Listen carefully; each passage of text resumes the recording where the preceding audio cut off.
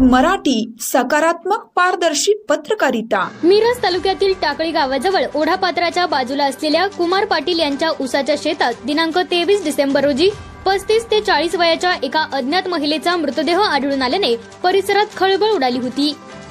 सदर मृतदेह कुत्र्याने लचके तोडलेल्या अवस्थेत आढळून आला होता। सदर महिलेचा चेहरा ओळखता येत नसल्यामुळे तिची ओळख पटविणे मोठे आव्हान होते। याबाबत मिरज ग्रामीण पोलिसात गुन्हा दाखल केल्यानंतर सदर महिलेचा खून की आकस्मिक मृत्यू याचा तपास करत असताना सदर महिलेचा खून करून मृतदेह या ठिकाणी टाकले असल्याचा संशय व्यक्त करण्यात येत आहे। सदरची महिला वाराणसी, उत्तर प्रदेश येथील असून या प्रकरणी एकाला हरियाणा येथून ताब्यात घेतले आहे, तर दुसऱ्याला वाराणसी येथून ताब्यात घेण्यासाठी सांगली स्थानिक गुन्हे अन्वेषण पथक वाराणसी या ठिकाणी ठाण मांडून बसले आहे।